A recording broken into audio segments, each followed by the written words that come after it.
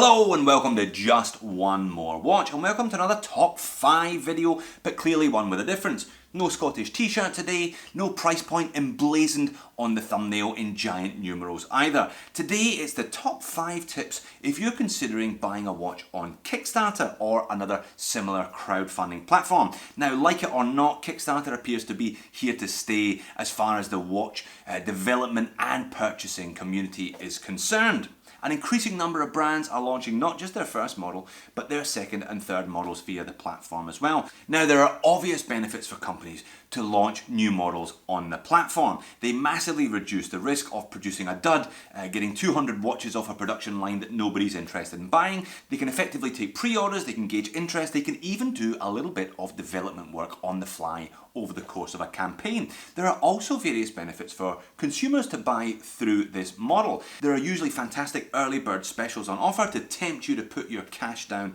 up front, and there are often stretch goals. A well-received campaign will add value to the product as it continues. And if you're the type of kid that likes to be the first one on your block with the new toys, then Kickstarter's the place for you. I'm getting sent an increasing number of Kickstarter prototypes, which I think is fantastic. Great for me because I get to check out the toys before anyone else.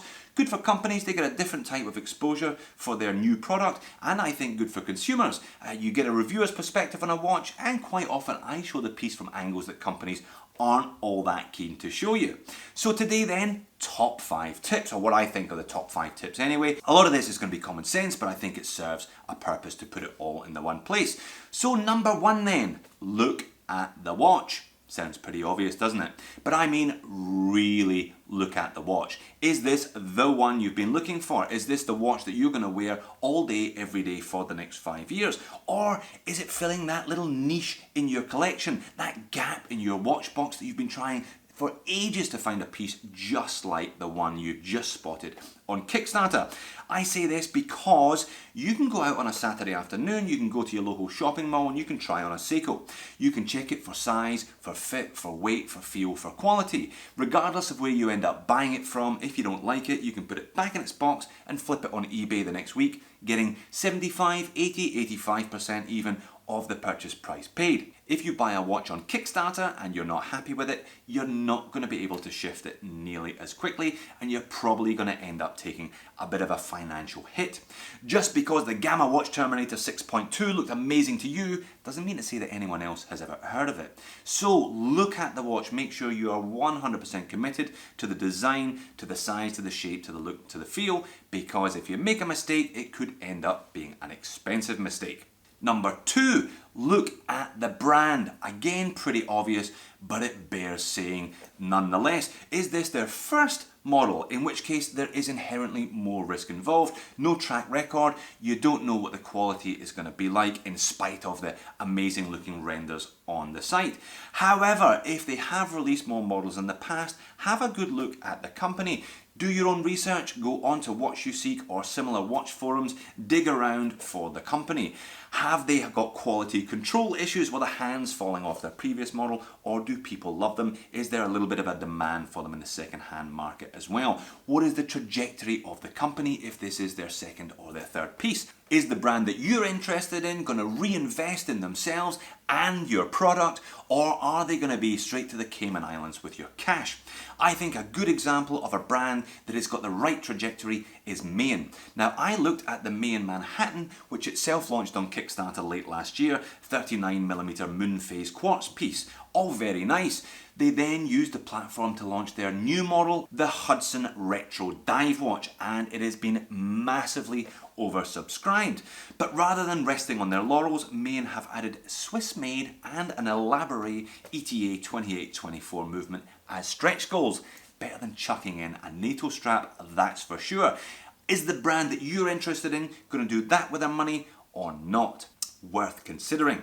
Number 3 then, cut through the BS. And my goodness, there is a hell of an amount of BS associated with some of these Kickstarter campaigns. You are not buying a stately home, you're not buying an open-top vintage sports car, you're not buying a model girlfriend, you're not buying a luxury lifestyle, you're buying a watch. That's the only thing that the postman is going to deliver through your letterbox in a couple of months' time. So don't be fooled by all the flim-flam and the fancy photos associated with these Kickstarter programs. It's all about the watch. Now, there's a reason that I quote the same set of dimensions and specifications in every video. It's because these are fundamental to how the watch wears, how it sits on the wrist. Those being diameter, thickness, lug width, and weight. People often don't consider the weight of a watch when it's fundamentally important as to how a watch actually wears on the wrist. So it's these details that you need to be looking at. And by the way, there is nothing special about 316L stainless steel, so don't be fooled by people calling it surgical grade. Similarly, genuine sapphire crystal is nothing special, so don't be fooled into thinking you're buying something that you're not. And after you've cut through all the BS, number 4 is know your movements. I'll assume that we're looking at $500 and below, and I think at this price point the movement is fundamentally important to how a watch is going to perform on your wrist in the years to come, and there's a fairly clear hierarchy of movements, not all that controversial what I'm about to tell you.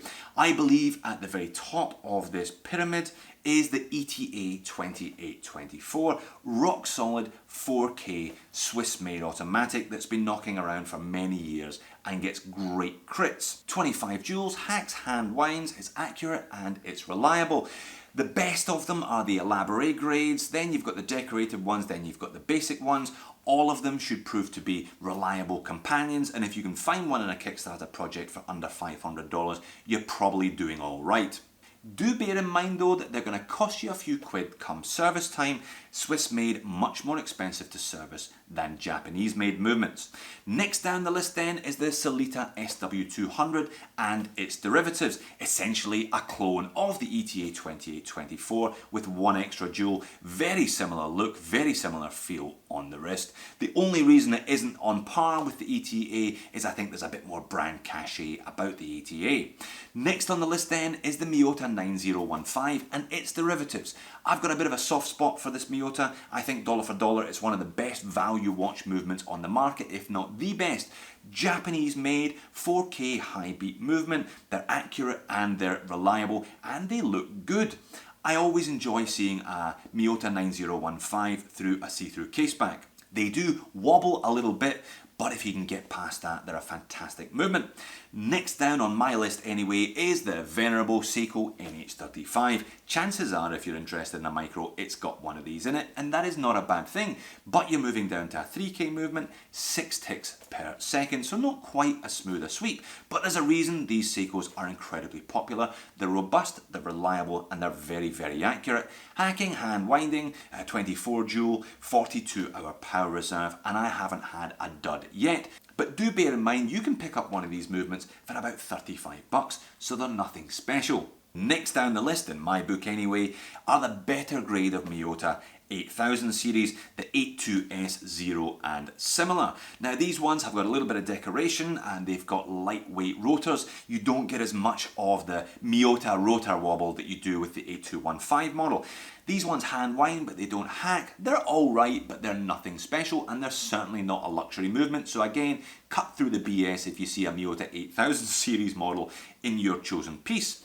Next down on the list for me anyway is the 8215. I'm not a big fan of this movement. I think it's a little bit rough around the edges, unidirectional rotor winding as well, tends to be a little bit noisy, and you get the rotor wobble. So, know your movement then. ETA, Sellita, Miyota 9000, the venerable NH35, and then you're down to the Miyota 8000 series models. How much of your money has gone into the movement? And finally, point number 5, think tactically. Now by that I mean, are you really interested in the early bird? Is the early bird an astounding deal? In which case it's worth setting the alarm, making yourself a cup of coffee and making sure you're online, trigger finger at the ready to get the deal. If the early bird isn't all that fantastic, perhaps you should hang back, gauge interest, see if the project is going to get off the ground anyway, and wait for some of the stretch goals. Is it worth hanging on for the second, third, or even the fourth stretch goal? So always have a look at the campaign holistically and try and work out whether, if you're interested in the piece, it's worth jumping in early or biding your time, keeping your powder dry and investing a little bit later on. So there you have it then, my top 5 tips for buying a watch on Kickstarter. I would love to hear about some of your Kickstarter experiences. Is it your preferred buying platform these days for timepieces, or have you ended up with a couple of donkeys in your collection which you were unable to shift? Leave me a comment down below. Thanks for watching, see you in the next video.